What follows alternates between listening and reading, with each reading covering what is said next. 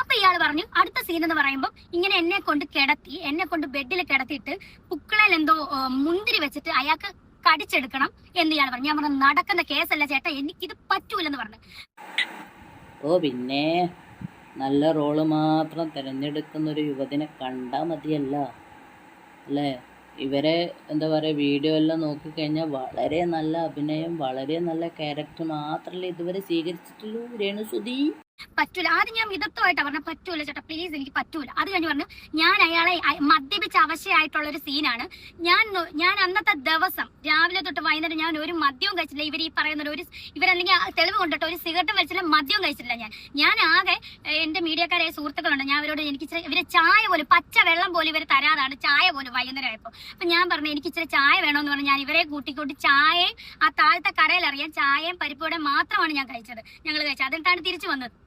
ഒരു മദ്യവും കഴിച്ചിട്ടില്ല, മയക്കുമരുന്നും കഴിച്ചിട്ടില്ല. ഞാൻ മദ്യം കഴിക്കുന്നത് ഞാൻ ആകെ കഴിക്കുന്ന വല്ലപ്പോഴുമാണ്. എന്റെ കുടുംബക്കാർ കസിൻസിനോടൊപ്പം വല്ല ക്രിസ്മസിന് കഴിക്കുക, അല്ലെങ്കിൽ ദുബായിൽ വല്ലതും പോകുമ്പോഴത്തേനും ഞാൻ കഴിക്കുന്നതല്ല. എനിക്കിത് ആരെയും ബോധിപ്പിക്കേണ്ട കാര്യം. പക്ഷെ ഞാൻ ഇനി ആരും രേണുസുതി കള്ളുടിക്കയില്ല എന്ന് പറയില്ല. കാരണം വളരെ മാന്യമായിട്ട് കുടിക്കുന്ന രീതി, കുടിക്കുന്ന ദിവസം ആരെ കൂടെ കുടിക്കുന്നു എല്ലാം വളരെ കൃത്യമായിട്ട് തന്നെ വിളിച്ചു പറഞ്ഞിരിക്കുന്നു.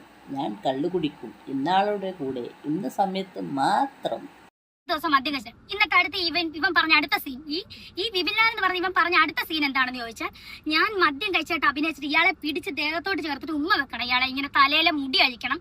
ഞാൻ പറഞ്ഞു നടക്കത്തില്ല ചേട്ടാ. അപ്പോഴും ഈ മീഡിയക്കാര് എന്റെ ഈ സുഹൃത്തുക്കളായിട്ടുള്ള മീഡിയക്കാരെ വെളിയിൽ ഇവരൊന്നും അറിയുന്ന പോലുമില്ല, സീൻ പറഞ്ഞു തരുവാന്ന് ഓർത്തെ. ഇവൻ എന്നിട്ട് ഇവരെ ഈ മീഡിയക്കാരെ വിളിച്ചു വരുത്തിയത് ഇവൻ തന്നെയാണ്, പ്രൊമോഷന് വേണ്ടിയിട്ട് വിളിച്ചു വരുത്തിയത് ഇവൻ തന്നെയാണ്. എന്നോട് നമ്പർ വെച്ചപ്പോൾ എനിക്കറിയാവുന്ന 2-3 പേരുടെ നമ്പർ ഞാൻ കൊടുത്തു. ഇവൻ വിളിച്ചു വരുത്തിയത് പ്രൊമോഷന് വേണ്ടി വിളിച്ചു വരുത്തി ഇവനാണ്. എന്നിട്ട് ഞാൻ വെളിയിൽ ഇറങ്ങിയിട്ട് എനിക്ക് സഹോദരങ്ങളുണ്ട് മീഡിയക്കാർ. ഞാൻ പറഞ്ഞ ചേട്ടാ അല്ലേടാ ഇന്ന പോലെ പറയുന്ന ആ ഡ്രസ്സ് ഇട്ട് എനിക്ക് ഒട്ടും പറ്റില്ല, കംഫോർട്ടബിൾ അല്ലെന്ന് പറഞ്ഞാൽ ഞാൻ കരയുക. അപ്പൊ എന്നോട് രേണുവിന് കംഫോർട്ടബിൾ അല്ലേ രേണു പറ. എന്നിട്ട് ഇവൻ ചെന്നേ പറഞ്ഞത് എന്നോടെല്ലാം പറഞ്ഞു തന്നെ. എന്നോട് അങ്ങനെ ഒരു സീൻ പറഞ്ഞു തന്നെങ്കിൽ എനിക്ക് കംഫോർട്ടബിൾ ആണ് ഞാൻ അഭിനയിക്കും, കംഫോർട്ടബിൾ അല്ലാത്ത ഞാൻ അഭിനയിക്കില്ല. ഇയാൾ എന്റെ അടുത്ത് ഒരു സീനും ഇയാൾ വിശദീകരിച്ച് പറഞ്ഞിട്ടില്ല. ഇയാൾ അല്ലപ്പ ഇപ്പം കെട്ടിപ്പിടിച്ച് ഉമ്മ കൊടുക്കാൻ പറഞ്ഞപ്പോൾ എന്തിനാ നീ പിന്മാറുന്നത്? ഇതിനു മുന്നേ ആ എന്താ പറയുക ദാസേട്ടൻ കോഴിക്കോടിനെ കൂടെ നീ പബ്ലിക്കായിട്ട് നടു റോഡിൽ നിന്നിട്ട് കെട്ടിപ്പിടിച്ച് ഉമ്മ വെച്ച ആളല്ലേ നീ രേണുസുതി. പിന്നെ എന്തുകൊണ്ട് ഇവൻ അത് ചെയ്യാൻ പറഞ്ഞപ്പോൾ നീ ചെയ്തില്ല? നീ അത് ചെയ്യുമെന്ന് കണ്ടതുകൊണ്ട് മാത്രമാണ് നിന്നെ അതിൽ അവൻ സെലക്ട് ചെയ്തിട്ടുണ്ടാവുക. പറഞ്ഞതുപോലെ കേൾക്കുന്ന നടിയാണല്ലോ നീ.